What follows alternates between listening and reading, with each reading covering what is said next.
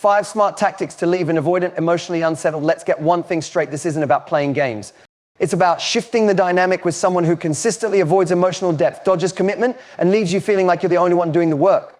So today, we're not chasing, we're flipping the script. Here are 5 smart tactics that will not only leave the avoidant emotionally unsettled, but more importantly, put you back in control, Doc. When you're dealing with someone who has avoidant tendencies, one of the most powerful shifts you can make is becoming unpredictably unavailable. Most people fall into the trap of thinking that consistency is always the most attractive trait. And while consistency is vital in healthy relationships with someone who is avoidant, your constant availability becomes a safety net, not a connection. It tells them you're always there, no matter how much they withdraw. That predictability can make them feel secure in avoiding emotional intimacy, knowing you'll be waiting when they return from their latest episode of emotional distance. So what does being unpredictably unavailable look like? It's not ghosting, it's not manipulation, and it's certainly not about playing hard to get in a childish way. It's about disrupting the pattern. They've grown used to the pattern where they pull away and you reach out, where they go quiet and you fill the silence. It's changing your rhythm. If you used to reply within minutes, now you wait. If you were always the one to initiate weekend plans, now you don't. If you always offered emotional reassurance the moment they seem cold, now you hold your own emotional ground and let them feel the silence they create.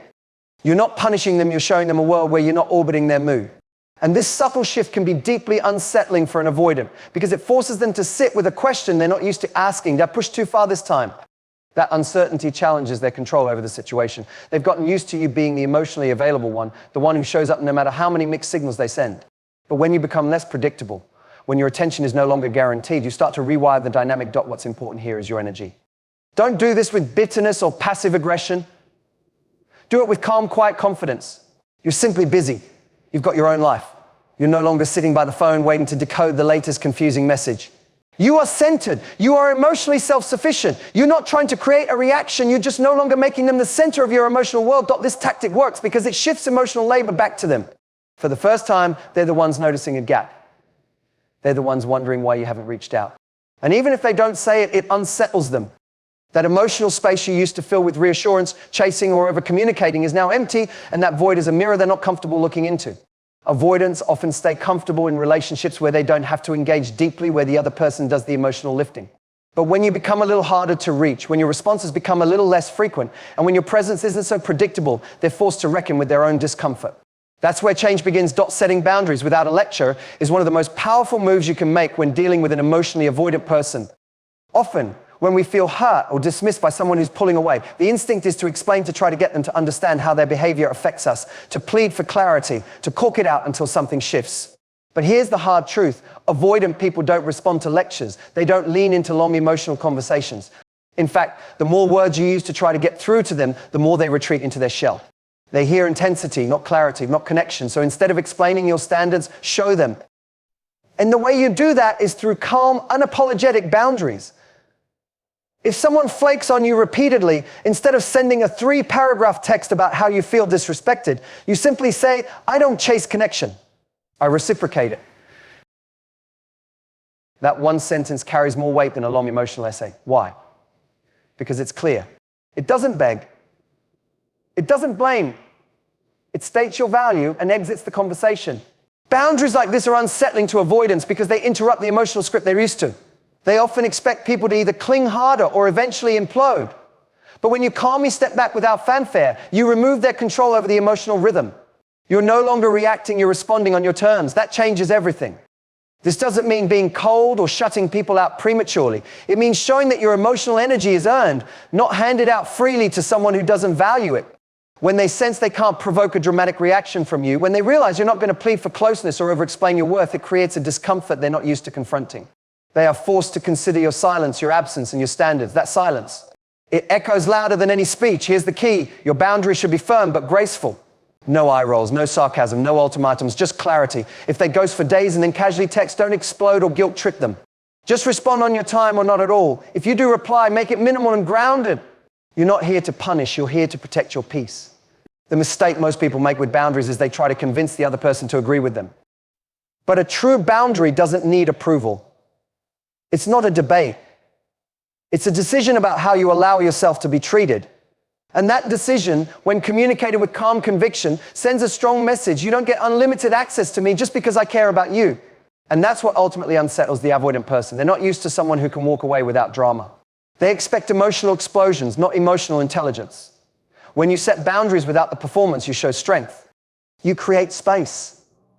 And in that space, they're forced to feel the consequences of their behavior, maybe for the first time. One of the most quietly powerful things you can do to shift the emotional dynamic with an avoidant person is to show emotional depth, but not for them.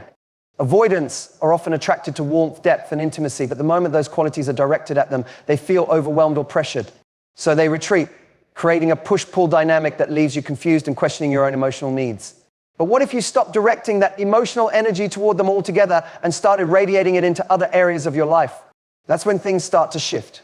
When you share your insights, your passions, your emotional growth, not with the person who keeps avoiding closeness, but with the world around you, you send a powerful signal. I am emotionally available, just not for someone who isn't. This is the difference between having depth and offering it exclusively to someone who doesn't know how to receive it. You become a person of substance, not someone waiting to be seen. And that, ironically, is exactly when they start to see you differently. For example, instead of using all your emotional energy trying to get them to open up, you engage in conversations with friends who value emotional intimacy. You invest in creative projects that show your inner world. You talk publicly, maybe online or in your social circles, about the lessons you're learning, the books you're reading, or the transformations you're going through. You become expressive, but not for their approval. You become someone who clearly has emotional depth, but who is not placing it at the feet of someone who only ever tiptoes around connection. Avoidant individuals are often drawn to depth in theory. They admire people who have it, but resist the vulnerability that comes with getting close to it. So when they see you living out your emotional intelligence without needing their validation, it creates a quiet tension. They can't slot you into the usual role of the overgiver anymore. You're no longer the one sitting patiently with emotional arms open. You're now fully engaged in your life, emotionally fulfilled by people and experiences outside of them. That contrast becomes hard to ignore. And here's the part that really unsettles them. When they see that your emotional richness is being shared elsewhere, they realize they're not the center of your world. That's the moment their subconscious starts to ask, wait, who's getting what I pushed away? It introduces a new layer of insecurity into their usually well-controlled detachment. They begin to recognize that they're no longer the audience for your vulnerability, someone else is. You don't need to flaunt it or make it obvious. You're not trying to provoke a reaction. You're simply shifting where your energy goes. The irony is, the moment you stop trying to give all your emotional value to someone who avoids closeness and instead live in your depth unapologetically, you become more magnetic and more difficult for them to ignore. When you're dealing with someone who has avoidant tendencies, one of the most powerful things you can do is master the difference between reacting and responding. Avoidants often provoke emotional responses, sometimes intentionally, but often unconsciously, by creating distance, sending mixed signals, or withdrawing affection without explanation. This triggers a reaction in many people: panic, over-explaining, chasing, or trying to reestablish connection in a moment of uncertainty. But when you react, especially from a place of insecurity or fear, you reinforce their emotional control. You become predictable in your desperation for reassurance, and they settle into their usual role, the one who runs while you reach. But when you learn to respond instead calmly, consciously, and with emotional discipline, you shift the dynamic. Responding means taking a breath. It means observing what's happening without immediately personalizing it. If they cancel plans last minute, instead of responding with passive-aggressive sarcasm or disappointment masters indifference, you acknowledge it for what it is and move on. No worries. Let me know if things change. Short, clear, neutral. It doesn't invite further excuses. It doesn't make you look emotionally shaken. It shows you're grounded. And this calmness is unsettling to the avoidant. Why? Because they're used to sparking emotional intensity in others. It's part of how they maintain distance. By staying slightly out of reach, they provoke you into emotional pursuit. But when you stay still, when you don't chase, you break the pattern. You show that their withdrawal doesn't have power over you. That silence isn't a weapon that gets a reaction. And that's when they begin to notice you in a new way, not as someone who is constantly available to emotionally stabilize them, but as someone who won't be pulled out of alignment by their inconsistency. It's also important to realize that responding rather than reacting doesn't mean suppressing your emotions. It means processing them away from the person who triggered them. Talk to a friend. Journal. Go for a walk. Give yourself space to feel, but don't make your emotional reaction their responsibility to soothe. By doing that, you reclaim your emotional authority. You stop handing it over to someone who may not be capable, willing to handle it with care. Over time, your emotional stillness becomes a mirror. The avoidant person is no longer able to hide behind the chaos they create. There's no argument to distract from the fact that they're unavailable. There's no dramatic confrontation to allow them to paint you as too much. All they're left with is your calm, non-reactive presence and the unsettling realization that you may not stick around much longer if they continue avoiding real connection. When you learn to respond instead of react, you stop feeding the emotional loop that gives avoidance control.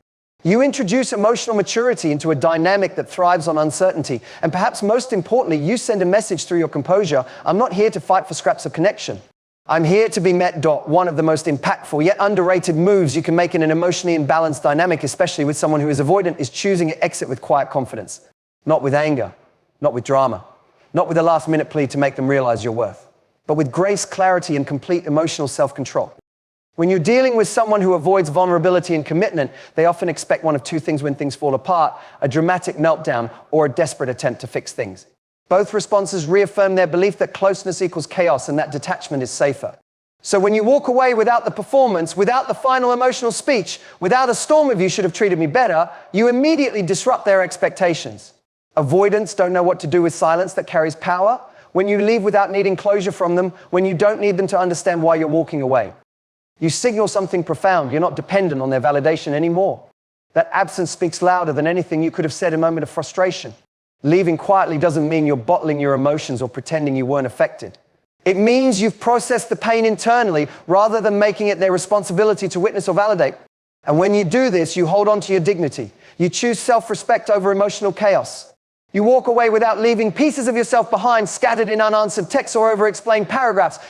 That kind of exit is haunting, not because it was cruel, but because it was so unshakably clear. The avoidant may not react immediately. They might even pretend they don't notice.